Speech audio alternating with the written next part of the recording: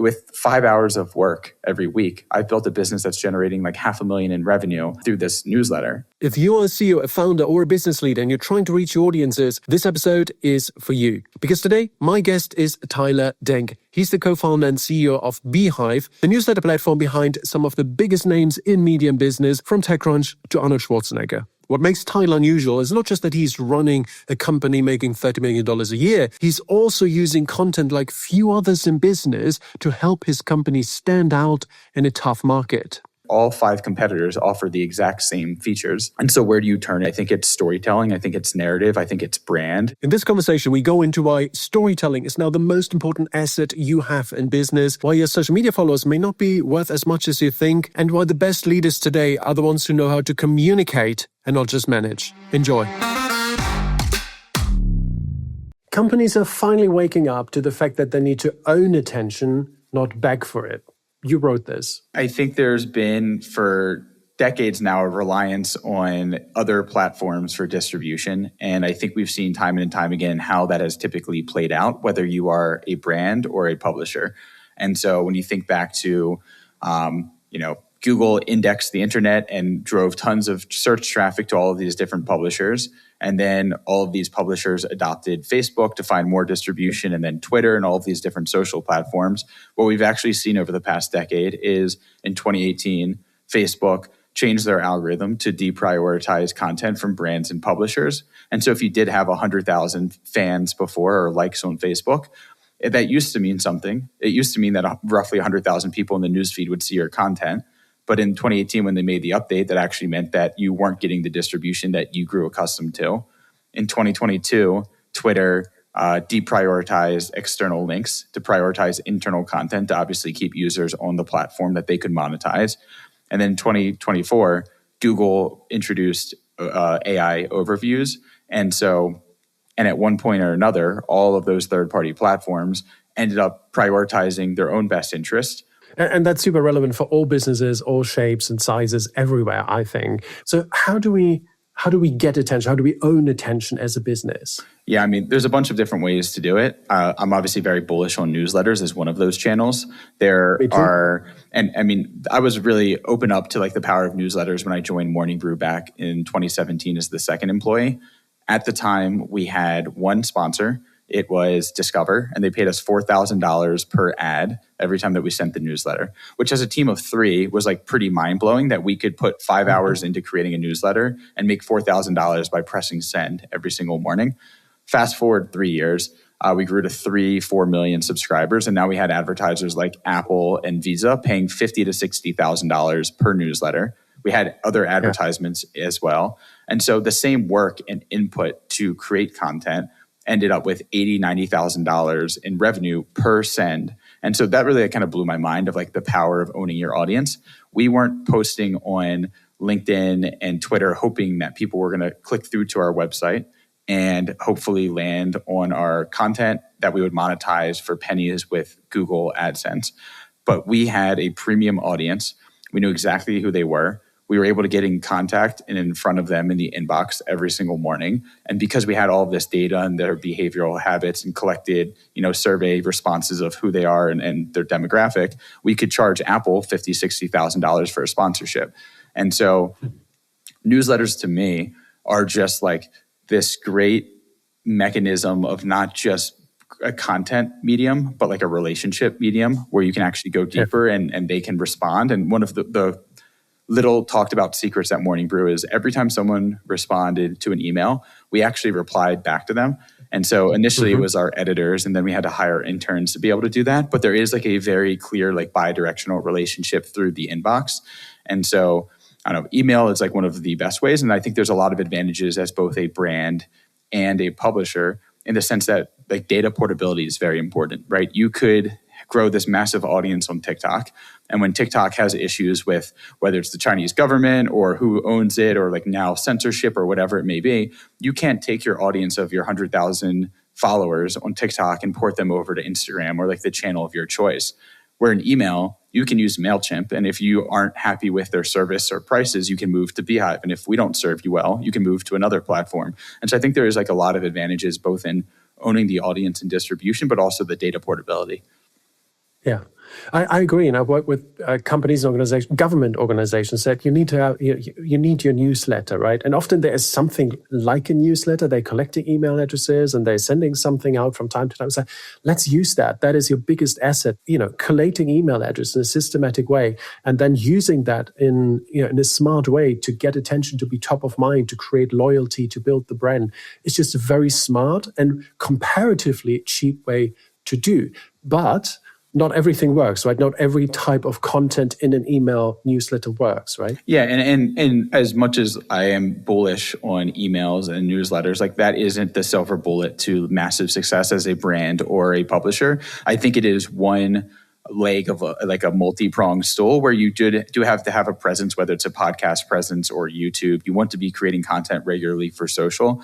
But again, when you post on YouTube, you might have 100,000 subscribers on YouTube. You have no idea how many people are actually getting the notification to go click through and watch your video. The same thing when you post on X, you have no idea how many of your 40,000 followers actually see your content in their feed. So yes, it's not the only thing. I think it's like a multi-approach strategy to reaching your audience, but it is probably the most reliable way to reach your audience. Yeah, they can be great aggregators. So I think on the content side, it can't be marketing content. It needs to stand on its own feet. It needs to be interesting and relevant and needs to include storytelling, in my view, to be successful. And the other thing I would say is that it's a great aggregator. So if you have a show like Speak Like a CEO, now, of course, the show is being promoted in my newsletter. So people that's an interesting conversation Oliver may have with Tyler. So I'll just click on it and see what happens on YouTube, right? So it's an aggregate of everything else you're doing, and it goes to probably your most loyal contacts, right? Because it's, they gave you your email address. They're not just clicked like or subscribe on a social media platform. Yeah, I think there's also like a Lindy effect with email where it's been around for decades, and most professionals have to open up their laptop and computer and go through their emails to either do work-related stuff, to chat with colleagues, to check their flight receipts. Like there are so many key infrastructure, especially as a professional, that goes through email, that I do think there is that factor of you're constantly coming back to the inbox, where Netflix, probably more engaging. Most people would agree with like email newsletters, but like nothing is pulling you back to Netflix for like your day-to-day life. And I think there is like a pretty big differentiator. You're also a big proponent of storytelling, and you wrote that storytelling is the biggest asset as a founder in the early days. All you really have is your story. Yeah. And the reasoning behind that is, I've been saying since before we even launched the company, when I was trying to convince my two co-founders to leave their job at Morning Brew, they were both at Morning Brew as well. Both recently got married at the time, and they had this stable job at a company that just got acquired, like good benefits. And I'm trying to convince them that, no, I actually think we can go off and build something in a very competitive space, and that we can build a better living and do something much more ambitious with the overall like payoff of like, maybe we sell this for billions of dollars, and maybe like it's like we IPO one day. And that's like where you have to start flexing that storytelling, because like their intuition is that's so high risk and I'm leaving a comfortable situation.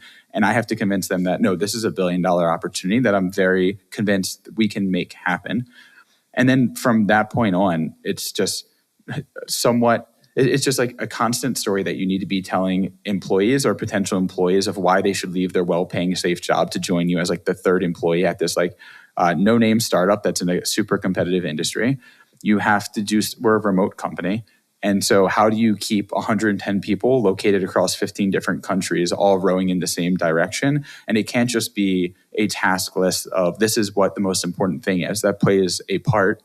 And I think I run meetings in a way where everyone understands how their tasks and responsibilities ladder up to the bigger goal. But there has to be that bigger goal. It has to be. And I find the balance between, is it revenue? Is it, hey, I think we can make $50 million in revenue this year, which for some people is like very motivating to be a part of something that has that trajectory. For others, it's making an impact. And so after the Washington Post layoffs, we offered a free year on beehiiv to anyone who got laid off at the Washington Post. And we gave them full support and onboarding and everything else. And quite a few people took us up on that offer. And one of them, I think, generated like $10,000 or $20,000 in their first week since launching on the platform. And like the comments there in our internal Slack was like, I'm so proud to work for a company that helps change the lives of other people and has like a positive impact. And so it's figuring out in my seat, what are the levers I pull to constantly tell a story that motivates employees, users, investors, that we are going to like some destination. And in a remote world with so much going on in AI and this, like, I think it's more important than ever to have a very cohesive story. Yeah. I mean, your track record of beehiiv is super impressive, but maybe a few sentences on what beehiiv actually is. It's probably in order at this stage. Yeah, so we call it the operating system for the content economy. We're a newsletter first platform, but we've done much more than newsletters. We acquired a website builder, so you can build your full website, whether you think WordPress and Squarespace. We also have an AI website builder, kind of like Lovable, so you can just chat with it and we'll generate a website for you.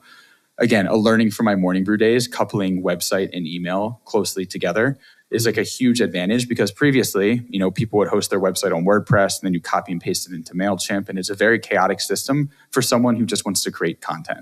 And so we bundled web and email. We also have paid subscriptions, so you can charge your audience $10, $20 a month to read your premium content. We have an ad network. And so we believe that there are many different ways that journalists, publishers, and content creators can monetize. We aren't opinionated that the right way is paid subscriptions or that the right way is paid sponsorships. We believe that you can monetize with affiliate and ads and subscriptions and digital products, and it's totally dependent on who you are and who your audience is. So we've kind of built the infrastructure for all of that. We have large publishers like TechCrunch and Time on the platform. We have independent journalists like Oliver Darcy, Joanna Stern. We have creators like Cody Sanchez, Colin and Samir, Jay Shetty. And then we have Arnold Schwarzenegger and other large, I don't know what category to put in Arnold, so I always save him for last. He's in all the categories. Yeah, exactly. Amazing. And you said the first year, 0 to 1 million, and then 30 million revenue last year. This year, you said you're aiming for 50. That's an incredible track record. When most startups fail, and those who succeed don't necessarily succeed this fast, and certainly not in such a crowded space. What made the biggest difference? Yeah, it's a tough question to answer, right? I think people is like still at the heart at everything we've done. We started with a very technical team of me and my two co-founders who are all technical and have an engineering background. And we aren't just building tech because we enjoy building tech. We're building because we built it at Morning Brew and we actually know the playbook. So where a lot of our competitors are like, this space looks interesting, we could build some infrastructure to do this. We're actually building from the perspective of, we've already built this before for Morning Brew, that we were able to scale that to 4 million readers and $75 million exit. We can recreate that playbook and make it accessible to anyone to be able to tap into that. And so I think we're playing with an unfair advantage from our experience. And so that's made a huge difference in terms of credibility and just our focus on what needs to be built. And we've been very fortunate. Like in the early days, again, going back to storytelling, it was so hard to hire for talent because no one wants to join a company making $5,000 a month and leave their high paying job. And we were always playing from behind with the anxiety of the entire industry is so established and we are this newcomer that doesn't offer a fraction of what the others did. So I was always eager to hire to expand bandwidth. And to our team's credit, the engineers never lowered the bar on talent. And even though we were drowning in initiatives, they always had such a high bar of the people we wanted to bring into the company. And I think that compounds. And so some level of experience, credibility, and just the high bar for talent density, I think has really been the differentiator. Talent density is so crucial. And as you said, you then have to make sure these 110 people in 50 countries or 15 countries, they need to be aligned. And you as the CEO need to obviously make sure they row the boat in the same direction. How do you do this practically on a day-to-day basis? Yeah, I'm glad you asked. There's a lot that we do. There's a lot of intentionality to it. Every Sunday, I spend about 3 hours preparing for the week. I lay out everything that is important that we are trying to prioritize. And I send an email that's pretty long of just making sure everyone knows exactly here's the game plan for the week. Here are the big announcements. Here's what every team is doing. I also think it's an important skill to make sure everyone is heard and understands how their role ladders up to the broader good of the company. And so whether it's customer support or engineering or product, just making sure that everyone understands their piece in the puzzle. In addition to the Sunday email, which I'd say sets the tone, I add two things. One is what we call the weekly success list. It is an objective list of things that if we were to accomplish this week, that was objectively a successful week. because I used to end startup life is so chaotic, and Friday night would roll around and I'd have no idea if it was a good week or a bad week. And so I think actually coming into the week with this is exactly what would make this week a success. Everyone has access to that. We run through that in our meetings every Monday morning. And then I also create a form that I send in that Sunday email, which asks every single employee to submit what their top priority of the week is. And the thinking is, one, I don't want people showing up to work Monday morning unsure of what they should be prioritizing. I think having some level of intentionality behind what they're going to accomplish this week is really important. And so the combination of those things lead to the Monday meeting where we run through the weekly success list, and it gives an opportunity for everyone to actually chat through the different initiatives and why they're important and how they're going to accomplish it. And then on Friday, which I just got finished doing right before this recording, we have our second all hands of the week. And I actually pull up the answers of what everyone submitted as their top priority of the week. I sort it by team. We used to run through every single person, and then we outgrew that at about 60, 70 people. But now I basically pick 2 people at random to share what their initial priority of the week was and whether or not they accomplished it. And so that does a few different things. One, I think accountability is off the charts. There's nowhere to hide. Everyone saw what you were supposed to get done this week, and you speak to whether or not you got it done or not. It also, again, as a remote company, it's not just a few talking heads that are the team leads telling everyone else what they're doing. It gives you an opportunity, whether you're on the product team or the design team, to understand what the sales team or the engineering team is working on, because people are speaking from each and every team. So those are 3 or 4 of the main things I'm doing practically to kind of hold that level of accountability and obviously communicate this to the entire company. Yeah. A lot of things have to go right? You have to have the technical side, the technical ability to build this and build it fast. And at the same time, you have to have the people side, hire the right people, keep talent density really high, but then also communicate with people to hold them accountable without demotivating them. Because some people think, oh, you put me on the spot here.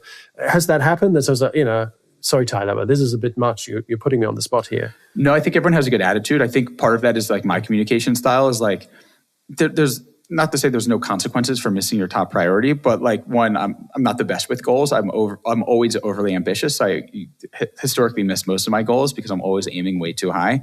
I think my communication style is pretty laid back, and we're all making jokes. It's a very light environment. So I think everyone takes what they're doing very seriously.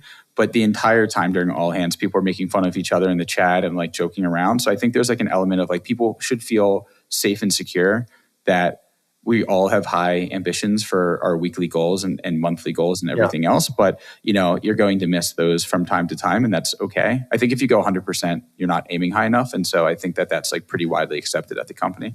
Yeah, that makes sense. And I suppose this is also part of the hiring and onboarding process, right? That it's kind of culture-led hiring where you make sure people understand the culture they're buying into so they can select themselves in or out. Yeah, for sure. I think we make the expectations pretty clear up front. I also think the talent density thing compounds in the sense of once you have let's say we have this product team, and they're all what we call the simplify A players. They don't want a B player, right? Because that means that's work that kind of falls back onto their plate. And when everyone's working so hard, it always sucks to see the person who's getting paid probably the same amount that you are, that's putting in 50% less effort, but kind of skating right by. And so I think when people are involved in the interviews and hiring process, they are pretty good at realizing is this person going to improve the team and make my life better? Or is this person going to drag the team down and then we're going to have to take on more of their responsibility? So I think that's why it was so important to start with that high bar for talent, because once you have that foundation, I'm not the one that has to do all the work. I think the teams themselves don't want to lower their bar, and that helps. 90% of presentations are forgotten within a day, and even the best ideas get ignored. Over the last 20 years, I've helped hundreds of leaders prepare for stages like TED and South by Southwest, and the difference is always the same. Top 1% communicators, they use a system, and this system is called the Perfect Presentation Planner. Download it now, it's free, link in the description. I love how you, as the CEO, also go out and talk about the business. You go on podcasts, you're growing on LinkedIn, you're growing fast, you're on X, you obviously write the newsletter, Big Desk Energy, which is awesome. Yeah. And I think this is you're such a personification of a modern CEO who is both a creator, Tyler the creator, sorry, pun intended, but and at the same time, a very serious CEO who gets stuff done every week. And that, I think, to me, epitomizes the modern CEO. Yeah, I think the newsletter component works in my favor for a few different reasons. One, obviously the building in public and being very transparent. I think the transparency is great for investors, it's great for users, and it's great for employees. But it also, like, I'm building in public and sending the newsletter on our platform. So like this entire side business, if you want to call it that I've created on beehiiv, because I lead the product team, like I am writing my newsletter, I'm in the platform 5 to 10 hours a week. And so whenever something doesn't work, I can just message the engineers, be like, hey, this is like unacceptable that this experience is such a horrible experience, right? And rather than it being bottled up into like this long feedback of like triaging and prioritizing, it's coming from the CEO. And so it gets done pretty quickly. And so if I'm very opinionated on how the platform should work, I push the team to make it better every time I use it. And then I also think I can actually join podcasts and speak to other creators in the space and say, I'm not just talking my book because I think our platform is the best and the most powerful. With 5 hours of work every week, I've built a business that's generating like $500,000 in revenue through this newsletter. And so I think being able to walk the walk adds a lot more credibility to my belief in the platform and the ability for the platform to really perform. Yeah. For context, Big Desk Energy is a mixture of, personal stories. You've been in London, you talk about that. It's accountability and transparency about the business, building in public, but it's also cool stuff about the industry, the sector, what happens with AI. So lots of different, I guess, probably mirroring yourself as a personality with different interests. And all of that is in there and packaged with an aesthetic that reminds me of my very first computer, which I convinced my parents to buy for me because I said I would use it for school and homework. And of course, we're just gaming, but there you go. So, that's you as a creative CEO. And I also think that big businesses, established businesses, could take a page out of that book, right? The Wall Street Journal wrote recently, companies are desperately seeking storytellers. I think this is companies of all shapes and sizes because they realize, as we said in the beginning, right, that the traditional playbook doesn't work that well anymore. People are buying into the corporate narrative necessarily. They want to trust a person. We live in an age of low trust. So if I can connect with the person in charge of an organization, I feel, I'm in good hands as a customer, client, business partner. Yeah, totally. That's the thesis, right? The thesis is that the other ways of which you would reach your customers or your audience traditionally would be paid. And so you could pay on Facebook or Google. But over the past decade, cost like CPM and CPC on both those channels have 2 to 3x. SEO used to be the other distribution channel, but that's been commoditized, professionalized, and also with the shift to LLMs and AI and everything, like maybe being leveraged a bit less in terms of importance of like true SEO. And then I think social, which used to be a network and audience-based platform. Again, going back to the Facebook example, if you had 100,000 likes, 100,000 people would see your content in the feed, roughly. But then TikTok introduced this like content-based algorithm where it doesn't matter if you have 500,000 followers or 5 followers. If you're creating good content, the algorithm will boost it, which is great for democratizing content. But what it also means is that large established content creators and brands who have a big audience, it's harder for them to actually reach their audience. And so we've shifted to this world where the old ways of being able to get in front of your audience has been much more difficult. And then AI adds like a whole nother layer of, for these companies, product differentiation used to be a big thing, but because AI makes it so much easier to ship features faster, you could see a world and you can name whatever SaaS industry where all 5 competitors offer the exact same features because they see one that has it and they use AI to launch it to like equal the playing field. And so where do you turn in that? And I think it's storytelling. I think it's narrative. I think it's brand. It's like a lot of the soft things that I think traditionally like head of growth roles would overlook because they're very numbers driven. But like the taste economy and just understanding like what it means to sign up and be a part of a brand is going to matter much more moving forward. Yeah. I think that's totally correct, right? Distribution is now the real challenge, especially for new organizations that don't have entrenched methods of distribution, but also for larger ones to see. I mean, they're still probably buying ads in magazines or whatever and see that, what's the return on investment on this? But then going to Facebook is that meta ads also, very expensive these days. So what do we do? I don't know how LLMs get their information. Where do you even start, right? They don't tell us. So it's very opaque, of course. So building a personal brand and creating content and building the brand makes perfect sense. If I'm a CEO in a different business, different industry to yours, maybe more established company, say, that makes a lot of sense, Tyler. Where do I start? Yeah, I feel like you put that on a platter for me not to say beehiiv, so I have to say beehiiv. But I think like strategically, it's like, what are you trying to get out of this initiative, right? It is, and it doesn't have to be like building in public, but it's like, what value can you provide to add transparency, to gain trust, and to reliably get in front of where your customers are? So I think you have to really understand what the end goal is of this initiative, and sometimes it's actually like, a lot of these newsletters are making millions of dollars in revenue. Maybe you can actually turn it into a content engine and like a revenue stream. Or so like, I don't know, a few examples that I always come back to is HubSpot acquired The Hustle, which was like the West Coast equivalent of Morning Brew. And it was such a smart acquisition because instead of HubSpot paying Google and Meta and all of these different channels to try to reach their customer, they had this newsletter in The Hustle that reaches 2 million people every single morning. They're all tech skewed, right? They all work in tech because that's the content that they're creating is for tech professionals. And because they work in tech, they're kind of the ICP of who would make the decision to buy a HubSpot plan for $50,000 a year. And so rather than paying Facebook and Google and fighting for CPMs and CPCs and bidding, they actually can insert a great native HubSpot ad into The Hustle every single day. So these 2 million readers are seeing this content and are one click away from a purchase decision on HubSpot.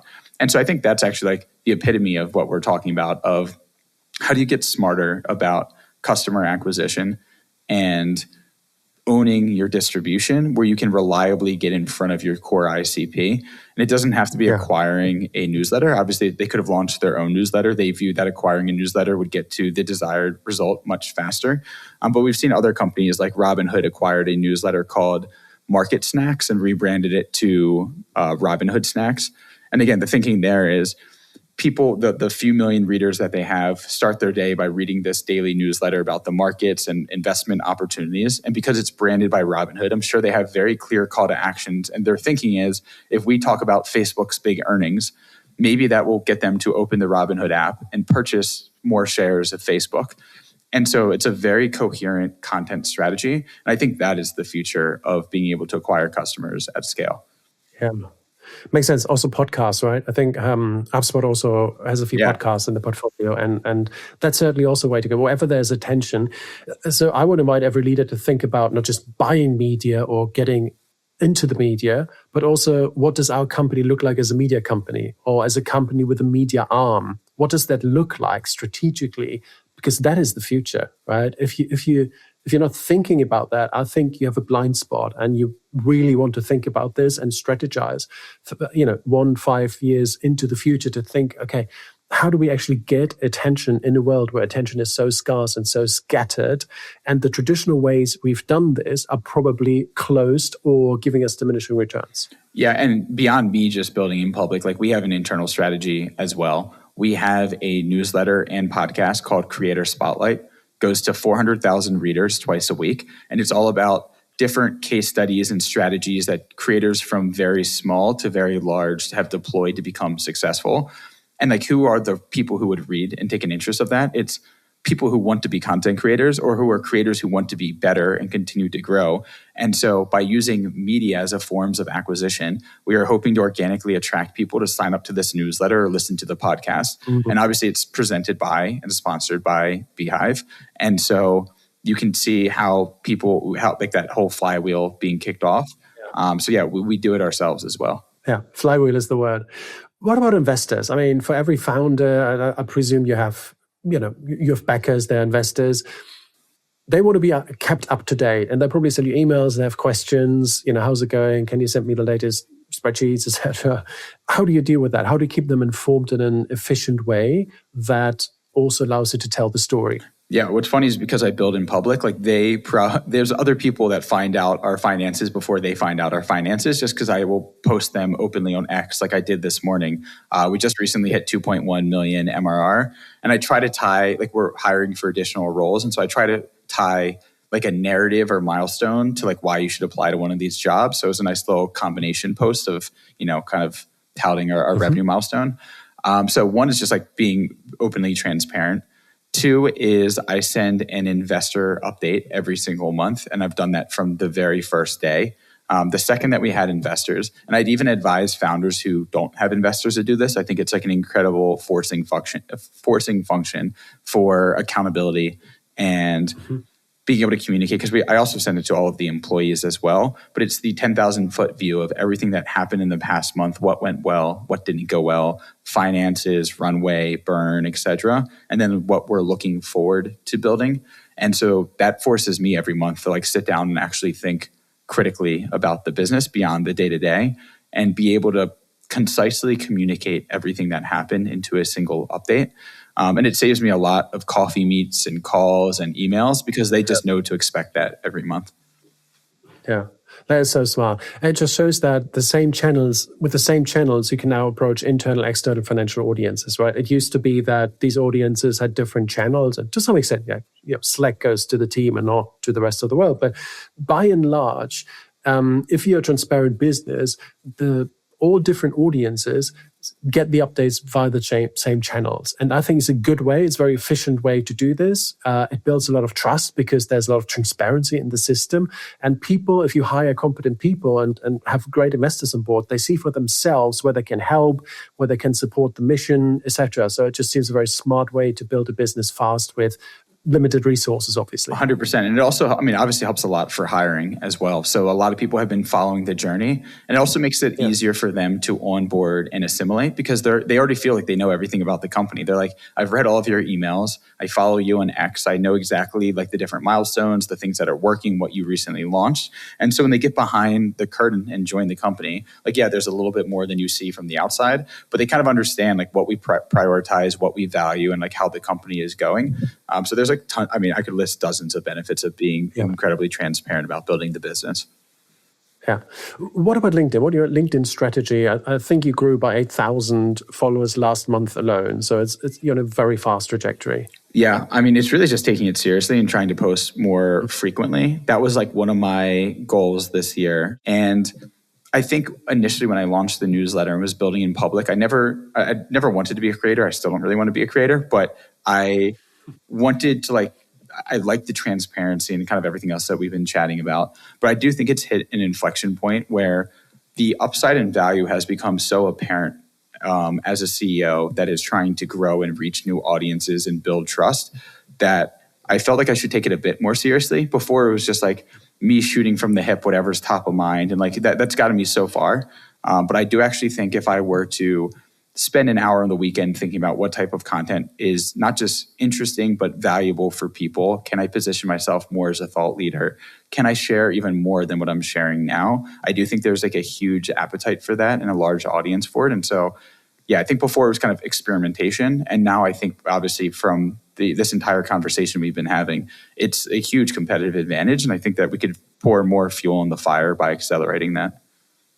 Yes, I totally agree. It's also my strategy on LinkedIn. Just show up regularly, put out valuable content, make sure you're in people's feed. Yes, make it attention seeking. Of course, you want to stop the scroll, otherwise it doesn't work, but then deliver the value, right? So it's not clickbaity, it actually lives up to the promise.